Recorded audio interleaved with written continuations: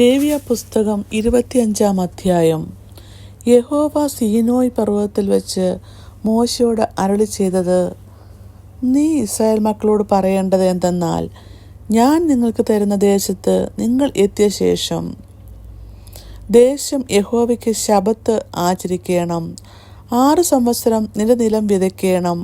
അവണ്ണം 6 സംവത്സരം നിന്റെ മുന്തിരിത്തോട്ടം വള്ളിത്തല മുറിച്ച് അനുഭവമെടുക്കണം. 7 സംവത്സരത്തിലോ ദേശത്തിൽ നിന്ന് സ്വസ്ഥയുടെ ശബ്ബത്തായ യഹോവയുടെ ശബ്ബത്ത് ആയിരിക്കണം. നിന്റെ നിലം വിതയ്ക്കുകയും മുന്തിരിത്തോട്ടം വള്ളിത്തല മുറിക്കുകയും ചെയ്യരുത്. നിന്റെ കൊയ്ത്തിന്റെ പടുവിളവ് കൊയ്യുകയും വള്ളിത്തല മുറിക്കാത്ത മുന്തിരിത്തോട്ടത്തിലെ പഴം പറിക്കുകയും അരുത്. അത് ദേശത്തിന് ശബ്ബത്താണ്ട് ആകുന്നു. ദേശത്തിന്റെ ശബ്ബത്തിൽ താനെ വിളയുന്നത് നിങ്ങളുടെ ആഹാരമായിരിക്കണം. നിനക്കും നിന്റെ ദാസനും ദാസിക്കും കൂലിക്കാരനും നിന്നോടുകൂടെ പാർക്കുന്ന പരദേശിക്കും നിന്റെ കന്നുകാലിക്കും കാട്ടുമൃഗത്തിനും അതിൻ്റെ അനുഭവമൊക്കെയും ആഹാരമായിരിക്കണം. പിന്നെ 7 ശബ്ബത്താണ്ടായ 7 സംവത്സരം എണ്ണേണം. അങ്ങനെ 7 ശബ്ബത്താണ്ടായ 49 സംവത്സരം കഴിയണം. അപ്പോൾ 7 മാസം 10 തീയതി മഹാധ്വനി കാഹളം ധ്വനിപ്പിക്കണം. പാപപരിഹാര ദിവസത്തിൽ നിങ്ങൾ നിങ്ങളുടെ ദേശത്ത് എല്ലായിടവും കാഹളം ധ്വനിപ്പിക്കണം. 50 സംവത്സരത്തെ ശുദ്ധീകരിച്ച് ദേശത്തെല്ലായിടവും സകല നിവാസികൾക്കും സ്വാതന്ത്ര്യം പ്രസിദ്ധമാക്കണം. അത് നിങ്ങൾക്ക് യോബേൽ സംവത്സരമായിരിക്കണം. നിങ്ങൾ താന്താൻ്റെ അവകാശത്തിലേക്ക് മടങ്ങിപ്പോകണം. ഓരോരുത്തൻ താന്താൻ്റെ കുടുംബത്തിലേക്കും മടങ്ങിപ്പോകണം. 50 സംവത്സരം നിങ്ങൾക്ക് യോബേൽ സംവത്സരമായിരിക്കണം. അതിൽ നിങ്ങൾ വിതയ്ക്കുകയോ പടുവിളവ് കൊയ്യുകയോ വള്ളിത്തല മുറിക്കാത്ത മുന്തിരിവള്ളിയുടെ പഴം പറിക്കുകയോ ചെയ്യരുത്. അത് യോബേൽ സംവത്സരം ആകുന്നു. അത് നിങ്ങൾക്ക് വിശുദ്ധമായിരിക്കണം. ആ ആണ്ടത്തെ അനുഭവം നിങ്ങൾ വയലിൽ നിന്ന് തന്നെ എടുത്ത് തിന്നേണം. ഇങ്ങനെയുള്ള യോബേൽ സംവത്സരത്തിൽ നിങ്ങൾ താന്താൻ്റെ അവകാശത്തിലേക്ക് മടങ്ങിപ്പോകണം. കൂട്ടുകാരന് എന്തെങ്കിലും വിൽക്കുകയോ കൂട്ടുകാരനോട് എന്തെങ്കിലും വാങ്ങുകയോ ചെയ്താൽ നിങ്ങൾ തമ്മിൽ അന്യായം ചെയ്യരുത്. യോബേൽ സംവത്സരത്തിൻ്റെ പിമ്പുള്ള സംവത്സരങ്ങളുടെ സംഖ്യയ്ക്ക് ഒത്തവണ്ണം നിന്റെ കൂട്ടുകാരനോട് വാങ്ങണം. അനുഭവമുള്ള സംവത്സരങ്ങളുടെ സംഖ്യയ്ക്ക് ഒത്തവണ്ണം അവൻ നിനക്ക് വിൽക്കണം. സംവത്സരങ്ങൾ ഏറിയിരുന്നാൽ വില ഉയർത്തേണം. സംവത്സരങ്ങൾ കുറഞ്ഞിരുന്നാൽ വില താഴ്ത്തേണം. അനുഭവത്തിൻ്റെ കാലസംഖ്യയ്ക്ക് ഒത്തവണ്ണം അവൻ നിനക്ക് വിൽക്കുന്നു. ആകയാൽ നിങ്ങൾ തമ്മിൽ അന്യായം ചെയ്യരുത്. നിന്റെ ദൈവത്തെ ഭയപ്പെടേണം. ഞാൻ നിങ്ങളുടെ ദൈവമായ യഹോവയാകുന്നു. അതുകൊണ്ട് നിങ്ങൾ എൻ്റെ കൽപ്പനകൾ അനുസരിച്ച് എൻ്റെ വിധികൾ പ്രമാണിച്ച് ആചരിക്കണം. എന്നാൽ നിങ്ങൾ ദേശത്ത് നിർഭയം വസിക്കും. ഭൂമി അതിൻ്റെ ഫലം തരും. നിങ്ങൾ തൃപ്തിയായി ഭക്ഷിച്ച് അതിൽ നിർഭയം വസിക്കും. എന്നാൽ 7 സംവത്സരത്തിൽ ഞങ്ങൾ എന്തു ഭക്ഷിക്കും? ഞങ്ങൾ വിതയ്ക്കുകയും ഞങ്ങളുടെ അനുഭവം എടുക്കുകയും ചെയ്യരുതല്ലോ എന്ന് നിങ്ങൾ പറയുന്നുവെങ്കിൽ, ഞാൻ 6 സംവത്സരത്തിൽ നിങ്ങൾക്ക് എൻ്റെ അനുഗ്രഹം അരുളുകയും അത് 3 സംവത്സരത്തേക്കുള്ള അനുഭവം തരികയും ചെയ്യും. 8 സംവത്സരത്തിൽ നിങ്ങൾ വിതയ്ക്കുകയും 9 സംവത്സരം വരെ പഴയ അനുഭവം കൊണ്ട് ഉപജീവിക്കുകയും വേണം. അതിൻ്റെ അനുഭവം വരും വരെ പഴയതുകൊണ്ട് ഉപജീവിച്ചു കൊള്ളണം. നിലം ജന്മം വിൽക്കരുത്. ദേശം എനിക്കുള്ളത് ആകുന്നു. നിങ്ങൾ എൻ്റെ അടുക്കൽ പരദേശികളും വന്നു പാർക്കുന്നവരുമത്രേ. നിങ്ങളുടെ അവകാശമായ ദേശത്തൊക്കെയും നിലത്തിന് വീണ്ടെടുപ്പ് സമ്മതിക്കണം. നിന്റെ സഹോദരൻ ദരിദ്രനായി തീർന്നു തൻ്റെ അവകാശത്തിൽ ഏതാനും വിറ്റാൽ അവൻ്റെ അടുത്ത ചാർച്ചക്കാരൻ വന്ന് സഹോദരൻ വിറ്റത് വീണ്ടുകൊള്ളണം. എന്നാൽ വീണ്ടുകൊള്ളുന്നവൻ അവന് ആരും ഇല്ലാതിരിക്കുകയും താൻ തന്നെ വകയുള്ളവനായി വീണ്ടുകൊള്ളുവാൻ പ്രാപ്തനാകുകയും ചെയ്താൽ അവൻ അത് വിറ്റ ശേഷമുള്ള സംവത്സരം കണക്കുകൂട്ടി മിച്ചമുള്ളത് അത് വാങ്ങിയിരുന്ന ആൾക്ക് മടക്കി കൊടുത്ത് തൻ്റെ അവകാശത്തിലേക്ക് മടങ്ങി വരണം. എന്നാൽ മടക്കി കൊടുപ്പാൻ അവന് പ്രാപ്തിയില്ല എങ്കിൽ വിറ്റുപോയത് യോബേൽ സംവത്സരം വരെ വാങ്ങിയവൻ്റെ കയ്യിൽ ഇരിക്കണം. യോബേൽ സംവത്സരത്തിൽ അത് ഓർത്തു കൊടുക്കുകയും അവൻ തൻ്റെ അവകാശത്തിലേക്ക് മടങ്ങി വരികയും വേണം. ഒരുത്തൻ മതിലുള്ള പട്ടണത്തിൽ ഒരു വീട് വിറ്റാൽ വിറ്റ ശേഷം 1 സംവത്സരത്തിനകം അവന് അത് വീണ്ടുകൊള്ളാം. വീണ്ടുകൊള്ളുവാൻ 1 സംവത്സരത്തെ അവധിയുണ്ട്.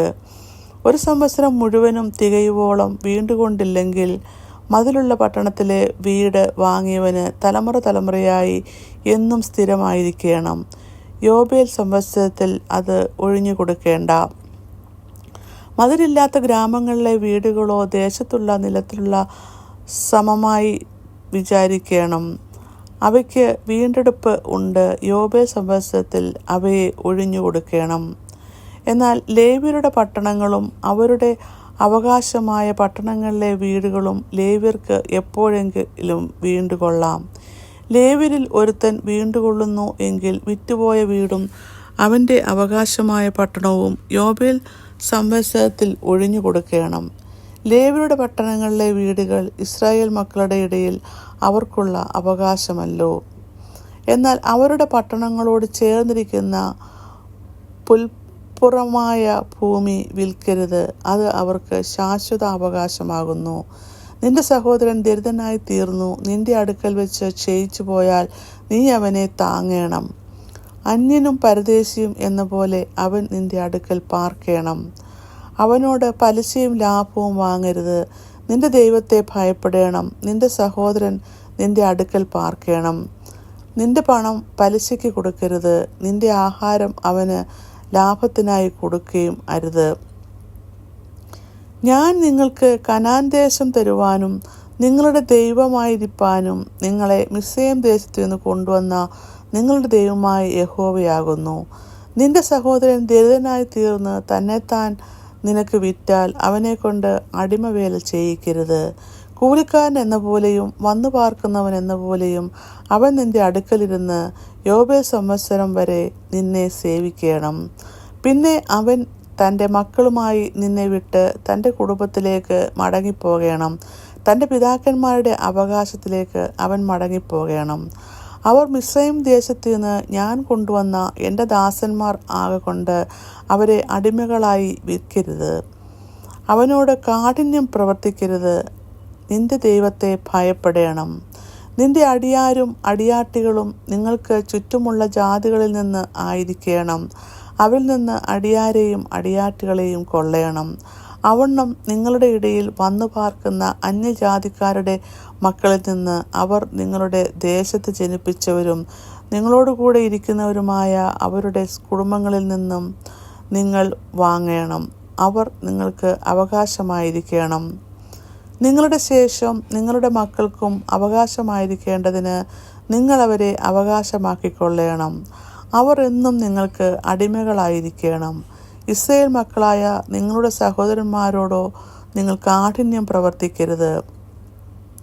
നിന്നോടുകൂടെയുള്ള പരദേശിയോ അന്യനെയോ സമ്പന്നനാകുകയും അവൻ്റെ അടുക്കലേക്കുള്ള നിന്റെ സഹോദരൻ ദരിദ്രനായി തീർന്നു തന്നെത്താൻ അന്യനോ പരദേശിയോ അന്യൻ്റെ സന്തതിക്കോ വിൽക്കുകയും ചെയ്താൽ അവൻ തന്നെത്താൻ വിറ്റ ശേഷം അവനെ വീണ്ടെടുക്കാം.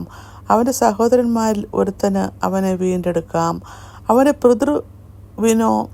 പൃഥ്വിയൻ്റെ പുത്രനോ അവനെ വീണ്ടെടുക്കാം. അല്ലെങ്കിൽ അവൻ്റെ കുടുംബത്തിൽ അവൻ്റെ അടുത്ത ചാർച്ചക്കാരിൽ ഒരുത്തന് അവനെ വീണ്ടെടുക്കാം.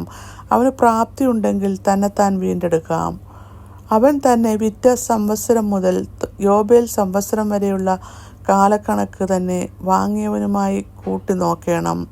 അവൻ്റെ വില സംവത്സര സംഖ്യയ്ക്ക് ഒത്തവണ്ണം ആയിരിക്കണം. അവൻ ഒരു കൂലിക്കാരൻ്റെ കാലത്തിന് ഒത്തവണ്ണം അവൻ്റെ അടുക്കൽ പാർക്കണം. സംവത്സരം ഏറെയുണ്ടെങ്കിൽ അതിന് തക്കവണ്ണം അവൻ തൻ്റെ വീണ്ടെടുപ്പ് വില തനിക്ക് കിട്ടിയ പണത്തിൽ നിന്ന് മടക്കി കൊടുക്കണം. യോബേൽ സംവത്സരം വരെ ശേഷിക്കുന്ന സംവത്സരം കുറെ മാത്രമെങ്കിൽ അവനുമായി കണക്കുകൂട്ടി സംവത്സരങ്ങൾക്ക് ഒത്തവണ്ണം തൻ്റെ വീണ്ടെടുപ്പ് വില മടക്കി കൊടുക്കണം.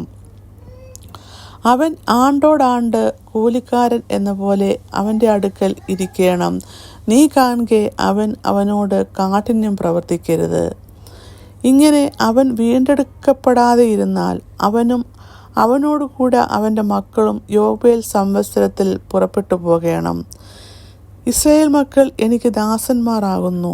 അവർ മിസ്രയീം ദേശത്തു നിന്ന് ഞാൻ കൊണ്ടുവന്ന എൻ്റെ ദാസന്മാർ. ഞാൻ നിങ്ങളുടെ ദൈവമായ യഹോവയാകുന്നു. ഇങ്ങനെ 25-ാം അധ്യായം അവസാനിക്കുന്നു.